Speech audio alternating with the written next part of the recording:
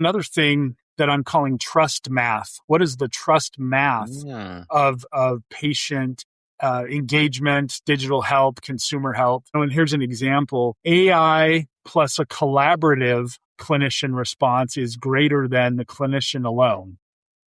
And trust is when we have AI plus the clinician and using their collaborative response. So there's just this concept that if there's not trust between the patient and the clinician, the relationship is damaged, the loyalty is damaged.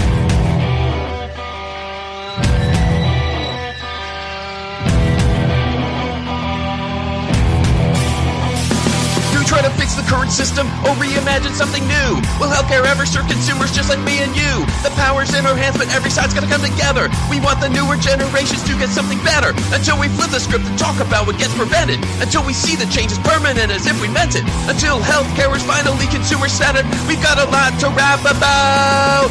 Welcome back to the leading podcast about how consumer health works. We spotlight how healthcare is being designed, marketed, and delivered from the consumer point of view, and profile leaders who are championing the move to preventive care. If you want to understand healthcare both as a builder or operator and as a consumer yourself, this is the place for you. Here's what's going down today. First up, I recap the July Think Tank chat where the RAP community discussed the one-year anniversary of the CMS Health Tech Ecosystem, exploring where government-facilitated interoperability efforts translate into real patient impact and areas where they still have a ways to go. If you're checking out this show, you'll enjoy these monthly open-ended forums where everyone has a voice. So do yourself a favor and sign up at healthcarerapcommunity.com. It's all free. If you can't attend, you can still join the community and you'll receive the recap straight in your inbox. So again, that's healthcarerapcommunity.com. After the recap, Adam Cherrington returns to point out examples where he's seeing the voice of patients and consumers being included in healthcare and other trends he's spotting in his recent advisory work. I'm Jared Johnson. Let's get it.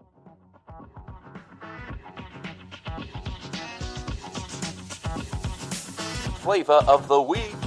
The RAP community hosts monthly think tank chats, which are highly interactive conversations where everyone has a voice. Our July think tank focused on the one-year anniversary of the CMS Health Tech Ecosystem, exploring where government-facilitated interoperability efforts translate and where they still have a long ways to go.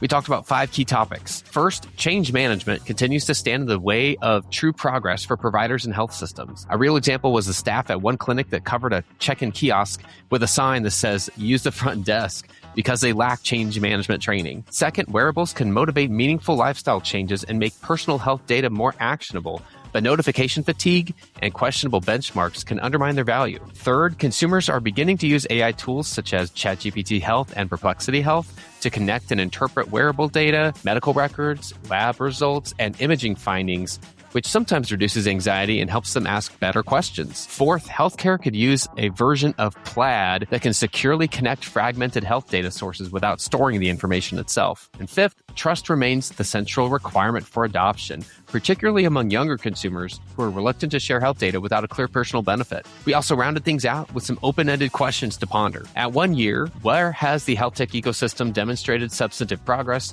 and where is it still falling short? Can AI-generated health insights be clinically accepted for patient-facing apps, and where do providers make the most sense in that experience? And finally, is personal health optimization creating social trade-offs? Join our next think tank on August 28th at 11 a.m. Pacific or 2 p.m. Eastern. Visit healthcarerapcommunity.com to RSVP. All right, let's get into the flow. I want to welcome Adam Cherrington back.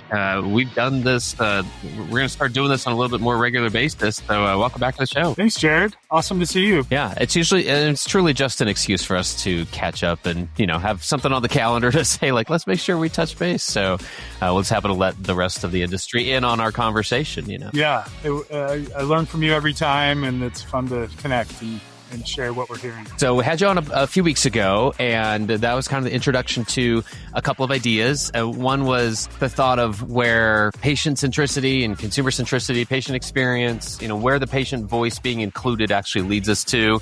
It was a really enlightening conversation. We kind of pulled up our little Venn diagram. So if folks haven't had a chance to check out that episode, highly recommend that. Definitely watch it on YouTube because we have a little visual associated with that. But we covered just really from a high level, the dialogue that you hear a lot tends to fall in the camp of, let's talk about patient experience and what's included in that. And then on the show, we talk a lot about, the consumer voice, the consumer point of view. So what's included in that?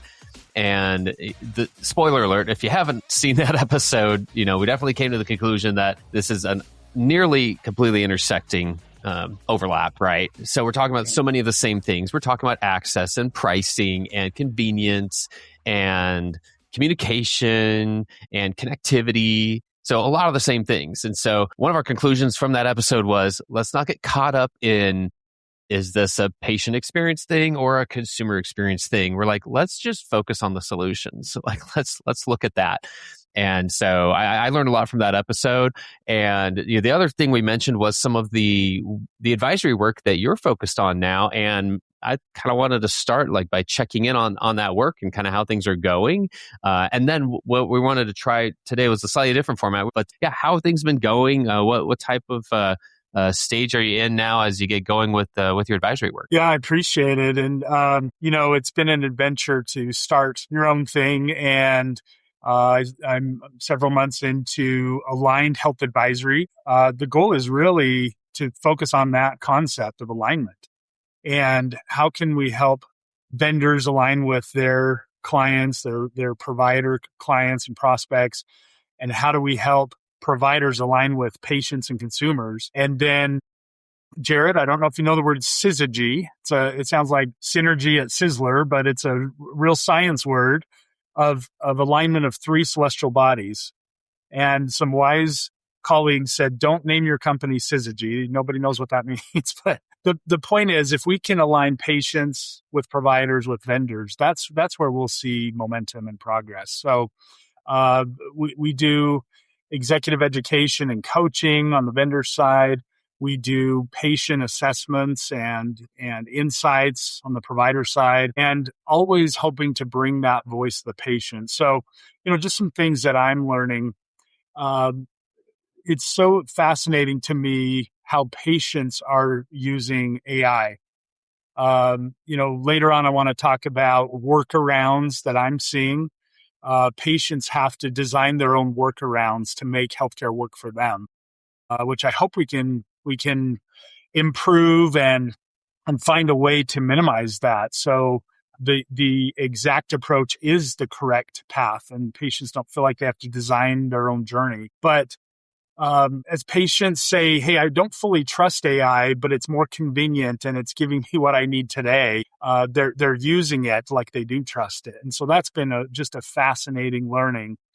Another thing that I'm calling trust math. What is the trust math of patient engagement, digital health, consumer health? Too often we see that, and here's an example, AI plus a collaborative clinician response is greater than the clinician alone.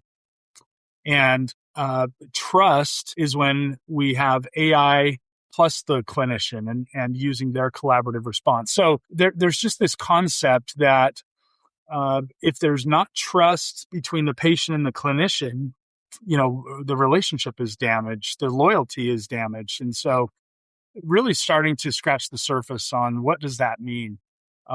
So much of healthcare is the AI tools that organizations are using to engage to the patient. But there's a whole other side of that, the key stakeholder. What is the patient doing? So if you can't tell, I'm jazzed about it. There's a lot to learn, and there's quite a bit going on with the patient side of the AI revolution. Yeah, I'm just going to start calling this Picking Adam's Brain, like this whole series that we do, and it's worth it. And so, okay, I think I found the right word, the right spelling of syzygy. Is this it? SYZYGY? Yeah. Cool word that nobody knows. And so I felt like, let's teach the concept, but it's alignment. And that's what I love. So good job finding that word. And I appreciate you sharing the spelling. Well, and whoever gave you the insight to maybe not name the advisory, that may have been good advice. So I think that's great, because you're explaining the concept itself, and for sure take away from that. You never know. I feel like that, and then I can name off all of the random sounding names of Fortune 100 companies, that we're like, on their own, but like everyone knows them. So right. So And who knows? And healthcare is known for that, the unique spellings of words, and right. There's so many examples. That's great. It's great.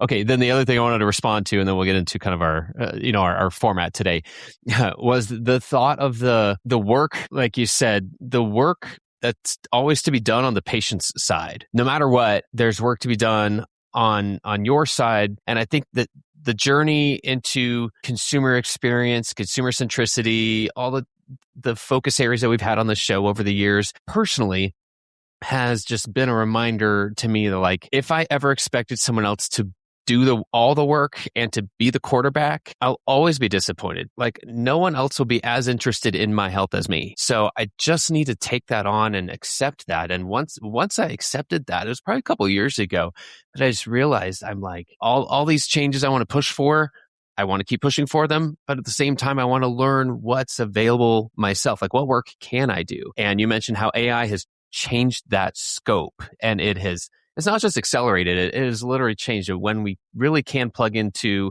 a chatbot, an LLM of any kind, and say, like, here's what I know so far, it's a more trusted source of just the first step of that next opinion, that second opinion. Hey, I'm not happy with the answers I'm getting so far, either from my own research and or my responses from my provider. There's something, like, I want to trust my body. Like there's something going on here. It's another source for answers that's more than supercharged. Like, we just don't even have words to describe how AI is changing the work to be done for each individual patient. And so, it's always worth, to me, just reiterating, like, the starting point is just acknowledging, yep, you're the quarterback, you're the person in charge. How much can you help yourself by self-educating, by partnering with good sources, finding good resources, whether they're apps, whether it is ChatGPT, Claude, you name it, Gemini, you pick, your favorite one, or use more of them. Use more than one. But just taking on that responsibility, and then honestly evaluating and seeing what we can do now. It is changing by the minute.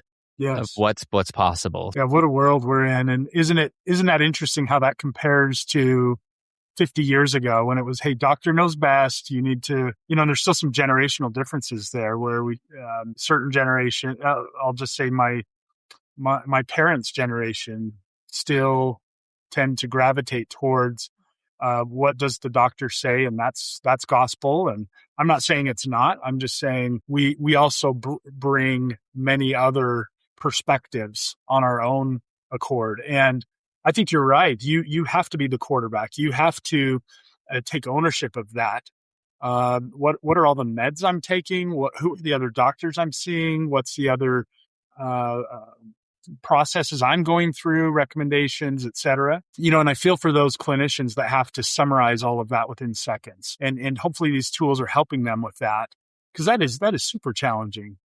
We're in an economy where there's a little bit of AI resistance. You hear about some of the college graduations that have happened and people booing when they talk about AI. And, there's a part of the community that's saying, hey, I'm going to resist this a little bit. However, I can get answers in the next 10 seconds. And access is trumping trust. And so there's something to be said about that. And I'm excited to keep learning about that and work with organizations to understand, hey, what is your response? When a patient comes in and they're well-informed and they've used LLMs and they have ideas and they want to ask questions, how are you addressing that?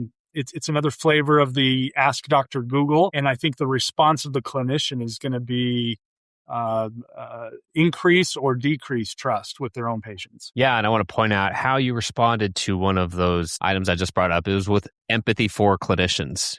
That's so vital here. We're not trying to bypass, we're not trying to say yes to everything that's coming out of ChatGPT or Claude. Yes, and no to everything that's come from the provider. It's like we have empathy for the clinical teams that have up until this time done what they've been asked to do, given in the system that they work within.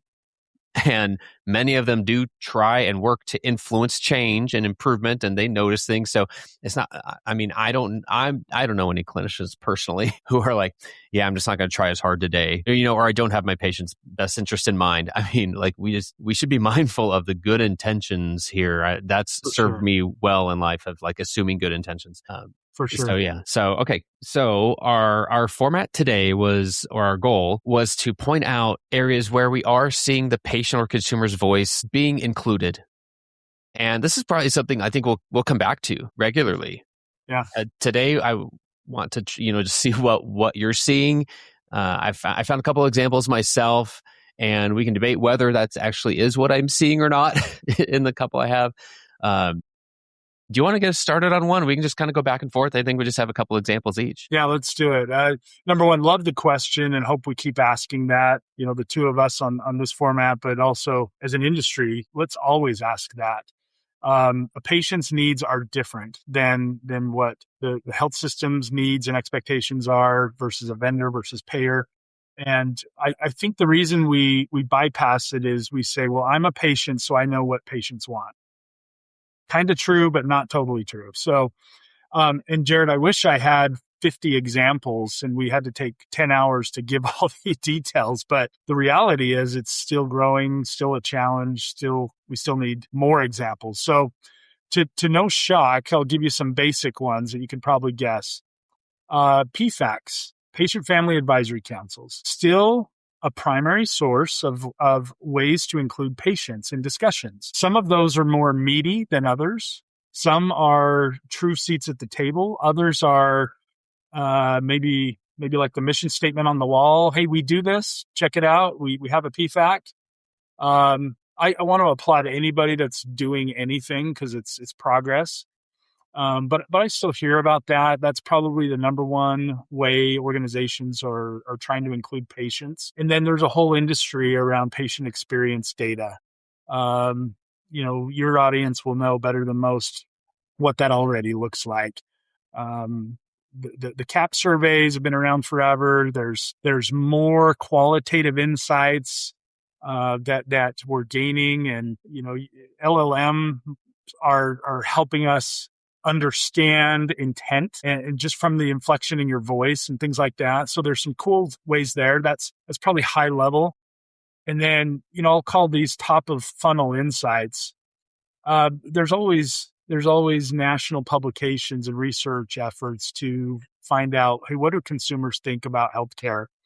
I like that, but I think we're not far from the day when we can get to the specifics. What does Jared Johnson need and expect, and his family and community? What are they looking for? Because we are different. There will be many similarities, but my goodness, you think of other industries where they can get that specific and they do know details about me.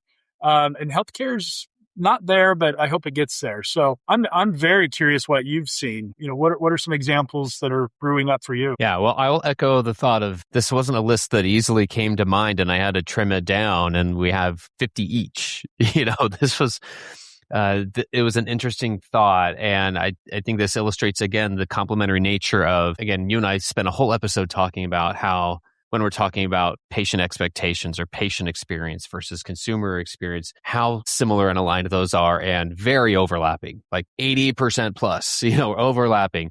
And the reason to keep having both sides of that included in our dialogue is that they just usually mean different things to different people, especially when you bring clinicians in. A clinician will often just tune out the moment you say the word consumer at all, because that desanctifies their relationship in their mind with the patient. So it's always worth just mentioning that, I think, in a lot of our conversations. And so I try to think a couple of different ways, like different sides of the industry. One was the consumer side, which usually the things we think about are wearables, other medical like devices, and then things like GLP-1 therapies and sure, even metabolic management and weight loss apps and services.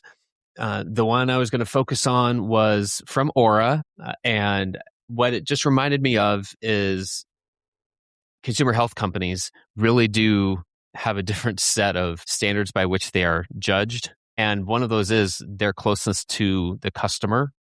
So they don't act the same as if because they have medical advisors, they have medical leaders, they have clinical leaders, but they're not practicing medicine. And so the things they spend their time on to measure success and grow do tend to be more consumer centric. And so I think there's a lesson to be learned there. There's also like the reality of they will always be different in a few different ways. So when we're talking about an Oura ring, that is something that is built and developed in a very different way than a medical service. So we're just keeping that in mind. There's an intersection, but the one I'll point out is Aura's Health Radar. It was a service that just launched a few weeks ago. They announced it. If we have any Oura users listening or watching, the Oura app has a feature called Symptom Radar that launched in 2024. And this is kind of the next gen of that is kind of how I understood it. And the thought is that, okay, an Oura ring is gathering data about you in the background passively, especially when you sleep, but actually all day long is what some people don't even realize. And so it's acknowledging the fact that your body gives signals all day long, 24/7, about everything from stress and readiness to other, actions. So it's not just here are your insights about when you're working out or actively exercising. It overlays that on to just lots of other layers of data. And so this Health Radar is just an AI-powered health coach, and I don't want to undersell it because I do think it's a significant upgrade, but it was based on what they were able to see from consumer data from their customers already. And so they're very careful to walk the line of like, we don't want this to be an FDA-regulated device. Whoop just learned that the hard way. They just had their FDA warning letter cleared just a few weeks ago. That was given to them last year. And that was related to Whoop's blood pressure monitoring. And that was just it's very clear, like Aura's trying to walk this line, right? So they're not saying we can predict your health.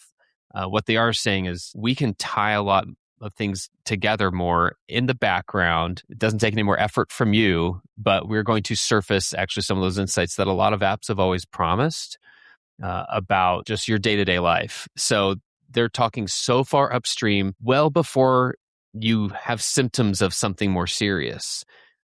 So just having something in the background, it's literally just a new feature in the app. Again, it's called Health Radar, but it does track, I mentioned blood pressure on the Whoop side. This tracks cardiovascular signals overnight, so related to your blood pressure. So it's just, at the end of the day, just giving you a little bit more of a visibility into your health. You don't have to be, speaking from experience, you do not have to be a professional athlete to use one and to benefit from those insights. There's something to be said for that. And the last point I'll mention on that is just the thought of it. I think as I've learned on my own journey here of like what not to ask the industry to do, what can we influence the industry to do, what just doesn't make sense to try to force down their throats. I'm learning as I go too, right? Like I don't expect my doctor, my provider to be able to track. Like I don't expect to be able to hand them access to my Oura Ring, to my Apple Watch, a couple of other apps that I use, and say, go make sense out of all this. Like coming back to me, like me as a quarterback, like it hasn't always been easy to do that on my own, but I'm not going to sit here and say like that's my provider's job. Why aren't they doing that? Well, we can go into all the reasons. They don't get reimbursed for that. That's more pajama time is all it is. The data isn't structured for them to actually get anything out of it. We can keep going all over these things. So it's just illuminating other things along my own journey. I feel like as I learn about features and services like this, that I'm just like, it's just one cool new thing to add to my own visibility and my own health. And, if it becomes more than that, then cool. But I don't have to try to expect something unreasonable out of my provider as a result. I don't know if that makes sense. Cool example. And, it's, I hope the next time you ask me that question, I've got a lot more to share because it is rare on the patient side, but it's cool when you have examples like what you just gave. So, what I want to say is that I'm hearing patients are involved in product development, that on the vendor side, they're testing it out thoroughly. I think some of that happens, but it's not broadcast much, or it's not common. I hope we start to see examples of something like a chief patient, and I'll leave it just like that. Who's the chief patient that we have to run every process by, every procedure, every product by, with health systems? And then I mentioned my own firm. We're starting to interview patients, how they're using AI and getting there. If I may, I've got some ideas where else it could go, if that's helpful. I just published 250 ideas to improve patient experience. And a lot of colleagues in the industry, including yourself, Jared, you gave some great ideas. I appreciate that. In conjunction with the 250th anniversary of the country, I thought, what are some practical things we could be doing to really involve patients and improve the experience? Had a few people say, let's pay patients for their time. Let's treat them like a trusted advisor. Grace Cordovano and Erica Hansen-Brown had similar thoughts there. Chris Ross, former CIO at Mayo Clinic, said, let's engage more with the village around the patient. And I major health journey that my family's been on, I know that has to be the case. You have to have the other stakeholders involved. And one of my favorite ideas was have patients write patient education. And I thought that was genius. That's from Samira Daswani. And Samira, I hope I'm saying your name right. I just know you from the industry, but what a cool concept. Write it in a way that makes sense to patients and pay them for their time and their expertise there. So, there's just some practical things we can be doing to make sure that patient is represented, included, and treated like a real partner. I think we have a mutual friend in Erica Olinsky, and she said, most patient and family advisory councils don't give participants real voting power, and we can change that. At times it's a token membership, if you will. Right. But give them some voting power, give them some authority, make them a chief patient and say, hey, we need you to review this. So I think there's a lot we can and should do. And I hope next time we have this conversation, I've got too many examples to share. Yeah. The list of 250, by the way, I highly recommend if people have not had a chance to see that, to read through it. It's just full. You only had time to share a couple of examples there, but there are literally hundreds in that list. Oh, remind our subscribers here, like what's the easiest place for them to find that? You've published it on LinkedIn. Is that the best place for them to find it? Yeah. Go to LinkedIn. You can follow me or follow Aligned Health Advisory, but several articles there. We've done 6 articles already. The last one is about to go live. All 250 ideas organized by the patient journey. What can I do to help them find care and find information and improve communication? So it's intended to be practical ideas that any organization can implement right away. Not, hey, let's create a teleport pad so I can go to the doctors within seconds. Not kind of sci-fi stuff, but just, what can I do today? How can we make this improve right now? And what was really fun is including patients. Taking my own medicine that I recommend, we've got to include patients in their perspective. So got some really cool ideas that way.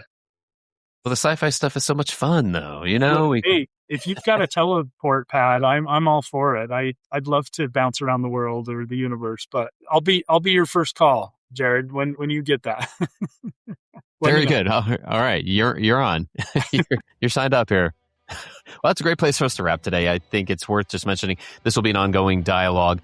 And if anything, today is encouraging me to look harder for examples of where it looks like the consumer and patient voice is being included. And same thing. I hope to come back next time and just be like, I've found so much more this time. And it's just more prevalent and it was easier to find. It makes more sense. And it's not sci-fi, it's all practical things that we can do right now. There's nothing stopping us. So I always appreciate that vibe that you share here on the show. I mean, that's so important. We're trying not to be cynical about it. We're trying to be productive and keep an ongoing conversation that leads to solutions, that leads to improvement here in these areas. So as usual, looking forward to doing this again. But thanks for joining us today and give us a lot to think about, Adam. Thanks so much, Jared. Love what you're doing. Thanks.